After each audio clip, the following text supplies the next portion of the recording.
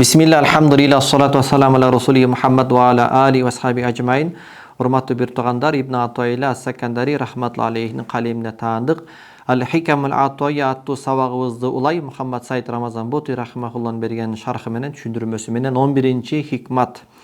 Идфин вujudaka fi ardil khumul fama nabata mimma lam yudfan la yatimmu nitajuhu. Өзүңдү алгач публикага чыгуудан алдын күн тийбеген жердин тереңирээк жерине, көлөкөлүү жерине көмгүн кайсыл нерсе жерге терең көмүлбөстөн эгилип калса, соң ал өсүп чыкса, ал натыйжа бербейт, түшүм бербейт дейт. Алгач биз хумул деген сөздүн маанисин, муратын ачыктап берели. Хумул жерге көм деп атпайбы өзүңдү? Мисалы, араб тилинде рожулуну хомил десе, жалкоо адамды түшүнөт дейт. Же болбосо көпчүлүк адамдар мууну бош, жоопкерчилиги жок бир жалкоо адамды түшүнөт дейт, бирок сөздүктө мындай эмес дейт. Сөздүктө хумул деген бул жарыктыктан, күндүн шооласынан алыс болууну туюндурат. Же болбосо ызы чуудан, атак даңктан, популярдуулуктан алыс болуп турууну туюндурат. Көп адамдар сени тааныбагандай, мындай бир белгисиз болуп, белгисиз бир инсан болууну туюндурат дейт да. Ибн Атоилла Сакандари рахматуллахи алейхинин хикматына кайталы, өзүңдү хумул жерге көмгүн дейт. Атап айтканда, диний бир мүдөлөрүң бар, амбицияларың бар. Дүйнөлүк бир амбицияларың, мүдөлөрүң бар, максаттарың бар. Мына ошол нерселерди эл алдына көтөрүп чыгуудан алдын бул жерде Ибн Атоилла Сакандари дүйнөлүк диний амбициялары, диний максаттарды айтып жатат. Адамдардын алдында белгилүү болууңдан алдын жана адамдар сени окуялардын сахнасында, окуялардын майданында көрүүсүнөн алдын белгилүү болуп, баланча тетигил да деп адамдар сага колдору менен ишара кылып калуусунан алдын алгач бир канча убакыт заман өзүңдү ошондой күн тийбеген жердин тереңирээк жерине, хумул жерине көмгүн. Тагыраак айтканда, атак даңктан алысыраак бол. Атак даңктын ызы чуусунан жашыруун бол. Ошол аралыкта сенин амалың өзүңдү өстүрүүгө, өзүңдүн акылыңды бышырууга, нафсиңди тарбиялоого арналсын, жан дүйнөңдү жүрөктүн ооруларынан тазалоого арналсын. Ошол бир период эл алдына публикага чыгуудан алдын сенин кам пикириң ушул нерселерге гана чектелсин дейт. А сен өзүңдү сактай албайсың, камкордук кыла албайсың, эгерде сен адамдардын ошол популярдуулуктун ызы чуусунда, анын шан шөкөтүнүн арасында, коомчулуктун ызы чуусунда жана ошондой эле коомдук ар кандай жигердүү уюм жана башка нерселердин арасында аралашып жүргөн болсоң, сен өзүңдү өркүндөткөнгө убактың болбой калат. Бышпай эле чийки колдон эл алдына чыгып каласың, шашылба дейт. Ибн Атоилла Сакандари рахматуллахи алейх бул тарбиялык мыйзамды, адамдын жашоосунда боло турган бул тарбиялык мыйзамды ошол аалам, өсүмдүктөр ааламындагы мыйзамга эле окшотуп жатат. Сен бир урукту, данекти өстүрүүнү, өндүрүүнү кааласаң, эгерде топурактары менен таштардын үстүнө эле таштап койдуң, жердин астына көмбөдүң, ызы чуудан алысыраак көмбөстөн топурак менен таштардын арасына ошол урукту, данекти таштап койсоң, албетте аны ошол күндүн шооласы куйкалап өлтүрүп коет, ар өткөн, бер өткөн таптап басып коет, ал өнбөй калат, өспөй калат дейт. Кудум ошондой эле аны үчүн сен эмне кылышың керек? Жанагы урукту, данекти өстүрүш үчүн топурактын караңгы катмарына көмүшүң керек, жердин кучагына көмүшүң керек. Жана ошол абалда бир канча убакыт таштап коюшуң керек, ал өзү менен өзү аракеттенсин. Баягы Кудай Таала анын табиятына койгон жалбырактарындагы, тамырларындагы жана башка жерлериндеги процесстер толук бышып, жетилип, өз убак сааты келгенде анан ал тетиги үстүндөгү топуракты тешип өтөт. Атүгүл анын жолун тоскон таштарды дагы жарып өтөт, мелүүн соккон жел менен учурашыш үчүн жана жаркыраган күндүн шооласынан азык алыш үчүн жер астында бышылып жеткенден кийин баягы назик өсүмдүк атүгүл топуракты дагы жарып, жолун тоскон ташты дагы тешип өтөт го дейт. Демек өсүмдүктүн өсүүсү эки мархаладан, эки даражадан өтөт дейт. Эки ступенькадан өтөт. Биринчи тамырлашат дейт. Жер астында жетилет, пайдалуу түптөлөт. Бул жер эненин курсагында болот дейт. Экинчи этап болсо өсүп, өнүп, жетилип адамдарга мөмө берүү болот. Бул болсо күндүн шооласынын алдында, адамдардын назарынын алдында болот дейт. Демек Кудай Тааланын мыйзамы бул жерде бир. Айырмасы жок. Ал ошол урук, жанакы данек, үрөөндөргө байланыштуу болсун, ошондой эле ошого окшогон инсанга байланыштуу болсун. Инсан дагы ушундай эки мархаладан өтүш керек дейт. Жанакы өсүмдүк сыяктуу эл алдына чыгуудан алдын ал жашыруун чөйрөдө өсүп өнүш керек дейт. Анан чийик болгон баланы эле келип туруп тактыга бийлик отургузуп койсоң, мисалы чийик болгон баланы эле келип туруп диний бир лидер кылып койсоң ал кандай болот мисалы дейт да. Эми инсан өзүнүн Алла Тааланын алдында ким экендигин, өздүгүн билүүсү, мен Алланын кулумун, Алла Тааланын мүлкүмүн деп билүүсү, таануусу бир канча мүнөттөрдө, атүгүл бир канча күндөрдө ишке ашырса болот. Бирок Алла Тааланын кулу, Алла Тааланын пендеси өздүгүн билгенден кийин ошол өздүгүндөгү нерсени практика жүзүндө өтөш үчүн, Алла Тааланын түз жолунда жүрүш үчүн, Алла Тааланын шариятын карманып, Алла Тааланын динин коргоп, анын жолунда мээнет кылып, жакшылыкка чакырып, жамандыктан кайтарыш үчүн жана коомчулукта үлгүлүү бир милдеттерин өтөш үчүн, албетте бул учурда ага өсүмдүктүкүндөй этапты басып өтүш зарыл болот. Ал алгач өсүмдүк жер эненин жатынында бышып жетилгендей, ал дагы инсан эл алдына чыгуудан алдын, лидер болуудан алдын тарбиядан өтүш керек. Жүрөгүн тазкия кылып, Курани Каримдеги жанакы илдеттерден арулап тазалаш керек. Ошентип өзүнө кам көрүп, коомчулуктагы жигердүү иш-аракеттердин ызы-чусунан алысыраак өзүн тута туруш керек белгилүү бир убакыт. Эгерде ал бул этаптан басып өтпөстөн эле, бул этаптан түз эле экинчи этапка секирик жасаса, коомдук иш-чараларга түз секирик жасаса, андагы ошондой активдүү иш-аракеттер менен тыгыз байланышта болсо, анда мунун өмүр баяны кудум эле жанакы топурак менен таштын үстүнө ыргытылган уруктун өмүр баянындай болуп калат. Эми мындай болгон соң сен андан эмнени күтөсүң? Албетте ал тек гана чирийт, кургайт жана жок болуп кетет дейт. Эми кайсыл инсан амалын дароо баштаганда чуу дегенде эле атак даңктын сахнасында баштаса, жаркыраган жалтырак ошол коомчулук деген бир жаркырак шоолалардын астында сразу публикага чыгып алса, анда анын финиши, акыбети ийгиликсиздик жана бузулуу болот. Эгерде сүйлөй турган болсо, бышкан илимдин негизинде сүйлөбөйт. Эгерде Алла Тааланын түз жолунда бекем болоюн десе, аны али тарбияланбаган, жамандыкка үндөгөн нафсиси Алла Тааланын түз жолунда болтура койбойт. Анткени себеби али азо аттай болуп ага баш ийбеген нафсиси аны мындай бир түз жолдо өз жайына кое койбойт. Ошентип коомдук иш-чараларга жүзөнө турган болсо, анда ошол марказдардагы жана башка жерлердеги бир үлүшкө ээ болуу, башчылыкка ээ болуу, мал байлыкка, олжого ээ болууга болгон жарышуу деген бир каалоолор аны түрткөн болуп калат дейт. Эмнеге? Анткени себеби анын нафсиси жалгыздыктын михрабында тарбияланган жок. Демек жалгыздыктын михрабында деп бул жерде ташбих кылып атат. Сен жалгыз калсаң эле өсүп атам, өнүп атам деп ойлобо дейт. Михраб деген бул шайтан менен согуша турган жер деп дагы айтылат да. Ошол жалгыздыкта сен өзүңдүн нафсиң менен, шайтан менен күрөшүп, жанакындай иш-аракет кылышың керек. Анан деп туруп кимдир бирөөгө, баягы көпчүлүктү сүйбөгөн адамдарга биротоло обочолонуп кетиши мүмкүн да, бирок обочолонуп кеткениң жарабайт. Бул жерде дагы айтат. Жөн эле обочолонуп кеткен болбойт да. Ал жерде обочолонгондо максат айтып атпайбы? Тарбия, илимий жетишүү, жүрөгүңдү тазкия кылуу, жана башка. Эми көптөгөн бүгүнкү күндөгү фасад, бузукулуктар ислам коомчулугунда чар тарапта Көбүнчө ушул Ибн Атайла Сакандари рахматулла алей осуят кылган осуятка амал кылуудан жүз бургандын себебинен болуп жатат.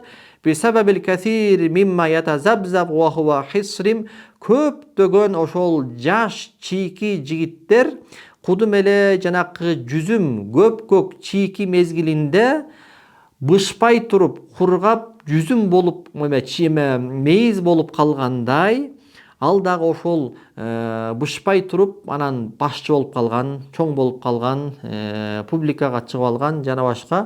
Мына ушулар себептүү ислам ааламындагы көпчүлүк бузукулар ушулардын себебинен болот жана алар канчалык көп болуп жатат дейт да. Себебин да айтып берет. Бирок качан инсан эгерде өз нафсисин тарбиялоо менен баштаса, өз затын тааныса, мен киммин, мен Алла Тааланын кулумун деп өзүн тааныса, жана акылын шарият илимдери менен, акыйкат илимдери менен азыктандырса, жашоонун тажрыйбалары менен бышса, коомдун ызычууларынан алысыраак өзүн тутуп, атак даңктын себептеринен өзүн алысыраак тутуп, жана башчы болом деген бир амбиция, мүдө, максаттардан өзүн алысыраак тутса, жана ошол мезгилдерде убактынчалык бир жалгыздыкты карманса, ошол убактынчалык жалгыздыкты карманганы кудум эле утур өз убакыт сааты менен ичилген дары сыяктуу ага шыпа берет дейт. Кайсыл гана инсан болбосун өз нафсин ушул дарылоо менен дарыланса, анын акылы бышып жетилет, илим жактан жана башка жактан нафсиси тарбиялат. Ошентип анын сезимдери, анын каалоолору бийик болгон жана улуу болгон нерсеге умтулат дейт. Бийик болгон жана улуу болгон нерсе акырет, Аллах, элге болгон кызмат дегендейчи. Анан анын жүрөктөрү ошол нафси каалоо жана жеңил ойлуулуктан аруланган абалда. Ошентип анын жигердүүлүгү жана коомдук ишкерлиги өзүнө дагы пайдалуу болот, өзгөлөргө дагы пайдалуу болот, мөмөлүү болот, өзүн үчүн дагы, өзгөлөр үчүн дагы. Толугу менен кудум эле жанакы жер эненин курсагына ташталган урук сыяктуу, качан өз убакыт саты келип бышканда жанакы катуу болгон жерди жарып чыгып, жашылданып, мөмө берип, адамдарга пайдалуу болгондой, бул дагы ошондо пайдалуу болот дейт. Эми кимдир бирөө сурашы мүмкүн, Ибн Атайла Сакандари бул хикматты кайсыга таянып алды? Далил кана дегенде жооп башка хикматтар сыяктуу эле Ибн Атайла Сакандари бул хикматты Аллахтын элчиси саллаллаху алейхи вассаламдын өмүр баянынан алган. Ал Аллахтын элчисин Аллах өзү тарбиялаган, өзү өстүргөн. Сахих хадисте Аллах пайгамбарыбызга обочолонууну, жалгызданууну жакшы көргөзгөн. Пайгамбар болуудан алдын эл алдына чоң бир милдет менен чыгуудан алдын Аллах Таала ага жалгыздыкты жакшы көргөздүрдү. Ошол жалгыздыкта чоң милдеттин алдына чыгуудан алдын пайгамбарыбызды тарбиялады. Ошентип мындан кайсыл хикматты, даанышмандуулукту байкайбыз? Аллахтын элчиси ошол үммөттүн алдында ушул чоң милдетти өтөөдөн алдын өзүн бышырууга, өзүн өстүрүүгө муктаж болуп, Алла Таалага жалгыздыкты жактырып, ошол жалгыздыкта пайгамбарыбыз бышып жетилгендей, мусулмандар дагы эл алдына чыгуудан, же бир бийликке келип калуудан алдын, же лидер болуудан алдын, башчы болуудан алдын, алар дагы алгач өздөрүн бышырууга, жетилтүүгө андан бетер муктаж дейт. Бардык салафы солихиндерди карасак, ушул методика менен иш алып барган дейт.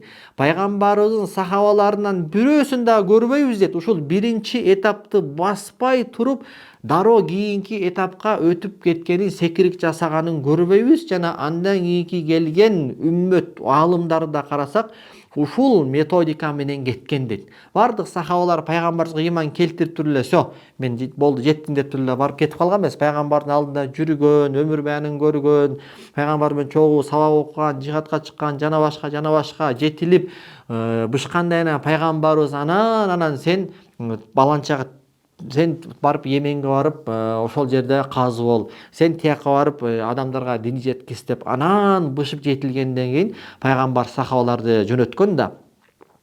Демек мен коомчулукка ошол диний милдеттерди жеткирүү же ага бир башчы болуу кызматын аркалоодон алдын мен 3 нерсеге муктажмын дейт. Мына мен ар бирибиз ушул дин кызматын кылам деген адамдар эң биринчи мен илимге муктажмын дейт. Мен адамдардын арасында акыйкатка чакырам, акыйкатка аларга жол башчы болом дей турган болсом, илим албай туруп, илимсиз мен акыйкатка адамдарды чакыруум болбойт дейт. Биринчи илим дейт. Экинчиси таскиятун нафс. Жүрөктү нафсини таския кылуу, тазалоо. Белгилүү болгондой бул нафси ар дайым жамандыкка тынымсыз багыттап, чакырып, үгүттөп турат. Мен ошол койнумдагы нафсим азо аттай болуп, неге мени ошол башкармачылыкка, баланча жерге чоң бол, түкүнчө креслого барып отур дегендей бир мансапка мени үгүттөйт. Атак даңктуулукка үгүттөйт. Өзүмдүн курбуларым менен атандашууга үгүттөйт. Мен абзел болоюн баарынан, бул иштерде, тигил амалдарда алардан мен кыйын болоюн, мен артыгы болоюн деген сезимдерге менин нафсим мени чакырат дейт. Ар дайым жыргалчылыкка, оңойлукка, лаззаттарга мени чакырат. Көрүнгөн терезеден болбосун бир байлык топтоого мени чакырат.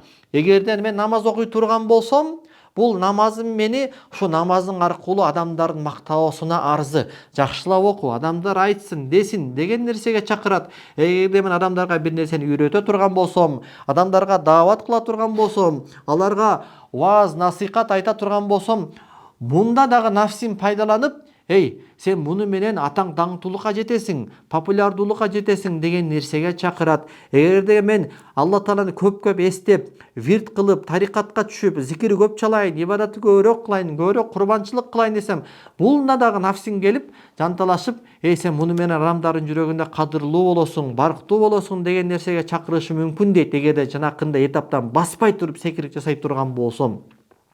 Демек, бул бардык апаттардан кутулуунун чарасы, илажы, дарысы мен эң оболу өз нафсимди Кудай Таала мага буйруган тазкиянын жолуна түшүрүшүм керек дейт. Жүрөгүңөрдү тазалагыла, нафсиңерди тазалагыла, көрө албастык, ичи тарлык, жана башка, кек сактоо. Үчүнчүсү демек, биринчиси акыл, илим, экинчиси тазкия, кандай тасаввуф деп койсок болот, тарикат деп койсок болот, жүрөктү ошол айтор, жүрөктү көрө албастык, жаман сезимдерден тазалоо, адеп акылакты оңдоо. Тадхирул калб мин махаббатил агhyar. Үчүнчүсү жүрөктү өзгөлөргө болгон махабаттан тазалоо. Мен мал байлыкты сүйөм, мансапты сүйөм, байлыкты сүйөм, аялымды сүйөм, балдарымды сүйөм. Алла Таала Кур'ан-ы Каримде андат деген деп айткан адам дегендерди сүйөм. Андат деп, яни адамдардын, пенделердин жүрөгүндөгү Аллага болгон махабатты талашуучулар бар да. Аллахка болгон махабатты байлык келип талашат, балдарың келип талашат, ал келип талашат.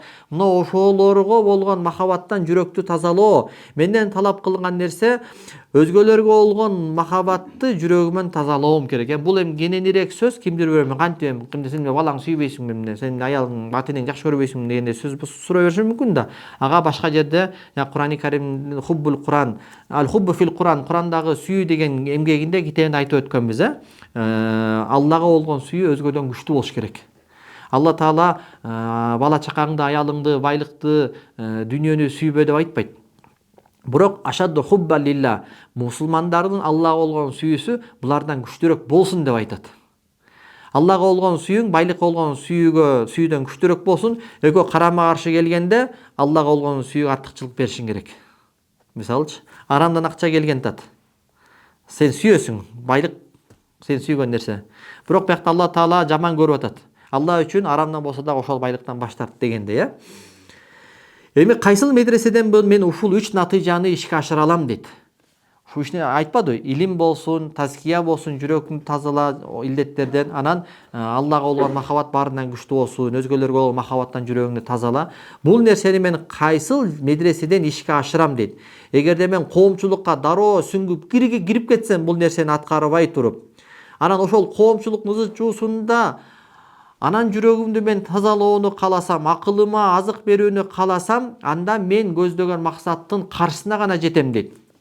Демек бул 3 мүдө максатка жетиш тек гана ошол убактынчалык тизмектелген, иреттелген учкай бир жалгыздыкка адам өзүн бөлөөсү менен болот. Баягы мен айткан чек менен дейт да. Бул ар дайым эле боло бербеш керек. Мындай өзүнүн маал сааты менен болуш керек деп атат да. Анан ошол мезгилде мен өз затымды өзүмдү таанышым керек. Мен киммин? Мен азыр 35 жыл мурда энемдин курсагындагы бир тамчы суу эмес белем. Мен текеберленген мага жарашабы дегендей мындай бир өзүңдү тааныгын дейт. Кудай алдында ким экениңди бил дейт. Андан кийин Кудай Тааланын пендеси экендигин, Кудай Тааланын мүлкү экендигиңди бил дейт. Анан ушул сезим, ушул маарифат Кудай Тааланын мүлкү экенимди, Кудай Тааланын пендеси экенимди анык билгенимден кийин бул маарифат, бул билим мени кайсыл нерсеге колуман жетелеш керек дейт. Демек мен ошол затты көп эстешим керек. Мен зикирдин бир методикасына түшүшүм керек дейт.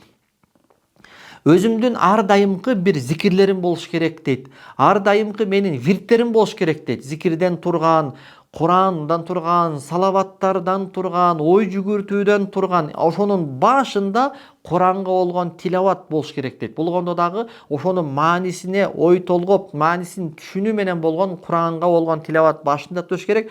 Ошондо анан акырындык менен менин көз алдымда нерселердин акыйкаты көрүнөт дейт.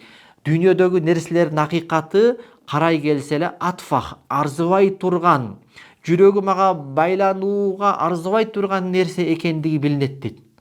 Демек, Алла Тааланы таанып, зикирдин, вирттин жолуна түшкөн адамдын натыйжасы эмне болот дейт?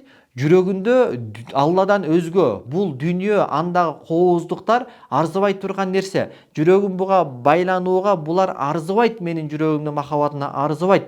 Булар мени жараткан эгемдин махабатынан тосуп калууга, жараткан эгемдин буйругун аткаруудан тосуп калууга, жараткан эгемди көрүүдөн тосуп калууга булар арзыбайт дегендей бир сезимге жетип, ошентип нафси өзүнүн жеңил ойлуулугунан, кумар каалоолорунан бошоп, улуу ааламдан анын денесине түшүп келген рух менен элдешип, экөө биргеликте анан Алла Тааланын ыраазычылыгына жеткире турган бир жолго түшөт дейт.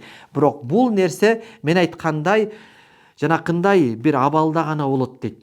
Бир убакыт жанакы алгач өсүмдүк жердин үстүнө чыгып, абалар менен саламдашып, жаркыраган күндүн шооласынын алдында азык алуудан алдын бир канча убакыт эч кимге көрүнбөй жердин көлөкөлүү астында өсүлүп, бышылып жетилген сыңары сен дагы коомчулуктун ызы чуусунан алысыраак бир мөөнөт ушундай периодто өзүңдү бышышың керек,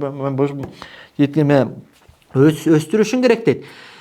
Бул дарыдан кайдыгер болгон адамды, же болбосо бул дарыдан кайдыгер калып коомчулуктун ызы чуусунун толкунунда сүзүп жүргөн адамды мен ушундай бир адамга окшотом. Ал түнкү клубка кирип алган, түнкү клубда даңкка дүңк, ызы чуу, бийик үндөр, анан кокустандай бир досу келип калды дагы, же болбосо анын соодадагы бизнестеги бир шериги келип калды дагы, эй, ушундай өткөндө момундай прибыль болду деп эсеп кысаптарды айтып, баягы соода сатыкка байланыштуу киреше чыгаша, импорт экспортторду айта баштады.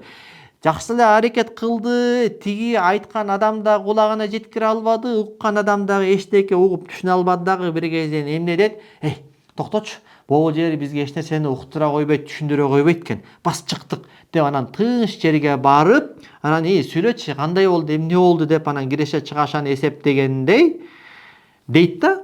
Сен дагы ошол мен ошол илимий жактан жетилейин, жүрөгүмдү тазкия кылып тазалайын, Аллага болгон махабатым өзгөлөрдөн бийик болсун, күчтүү болсун десең, анан бул периодду баспай туруп эле дароо эле бир ызы чууга чыгып алсаң, коомдук активист болуп алсаң, бир жерге барып башчы болуп алсаң, мансапка отуруп алсаң, анда сен биринчи этаптын калып кетпедиби дейт да. Анда сенин ишиң ишке ашпаганың кудум эле могу дискотекадагы сыяктуу болуп калат дейт да. Баягы кептин абалы кандай экенин билиш үчүн аракет кылды, эчтеке угулбой да, ызы чуудан уламчы. Анысы кандай, бул коомчулуктун ызы чуусу сени жанакы үч нерсеңди бышырууга мүмкүнчүлүк бере койбойт дейт. Сени алаксытып өзүнө кеткенден тартып кете берет. Же болбосо дагы бир мисал, бир соодагер адам өз соодасында, өз базарында кардарлар менен алыш бериш кылат, соода сатык кылат, жана башка.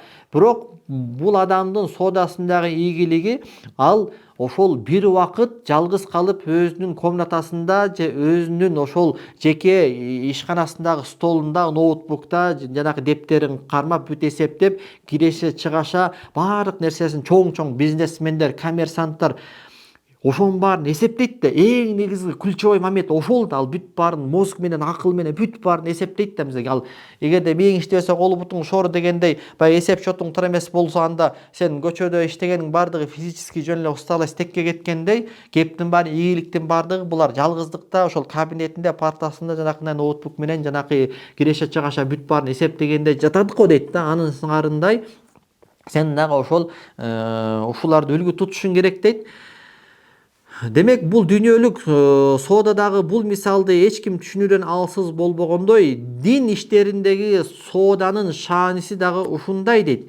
Мен бир исламий амалды баштоодон алдын жана коомчулукта аны менен аралашып, дааватчы болуп, насыйхатчы болуп, аракет кылып, бул нерсени ишке ашыруудан алдын мен дагы жанакындай 3 жанакы этапты басып өтүшүм керек дейт да. Эгерде мен кокустан туруп эле башчы болуп калдым, чоң бир жерге чоң болуп калдым, дароо эле адамдардын алдында күтүлбөгөн жерден популярдуулукка ээ болуп калдым, анда шексиз бул учурда мен баардык дүйнөлүк иш аракеттерим, баардык жигердүүлүгүм ошол кокустан ээ болуп калган кадыр баркымды сакташ үчүн сарпталат, кокустан келип калган мансабымды, кокустан ээ болуп калган байлыгымды сарпташ үчүн, сактап калыш үчүн сарпталат. Мындай учурда мен Кудай Тааланын алдына көтөрүп бара турган менменсинүү жана эл көрсүн деген күнөөдөн башка эч нерсеге ээ боло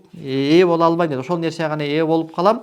Адамдарга эч бир пайда бере албайм. Сүйлөсөм тизмек деген кооз сөздөрдү гана сүйлөп коюшум мүмкүн. Иш аракеттер менен кооз бир иш аракеттерди көргөзүп коюшум мүмкүн. Бул экөөнүн ортосунда текке кеткен жанакындай бир пайдасыз менин чийки акылым, пайдасыз тазаланбаган менин жүрөгүм, Алладан өтүп байлыкка болгон менин махабатым экөөнүн ортосунда жашырылып турган болот дейт. Демек, бул хикмат өтө маанилүү хикмат экен. Алымдарга, жанакы диний насаат менен алек болгондорго дарыдай маанилүү болгон, өтө ачуу болгон, бирок зарыл болгон дары экен. Эмки сабакты улантабыз иншалла. Бир 15 мүнөттүк сабак калды. Алла разы болсун. Субханакаллаху бихамдик, ашхаду ан ла илаха илля анта астагфирука ва атубу илейк.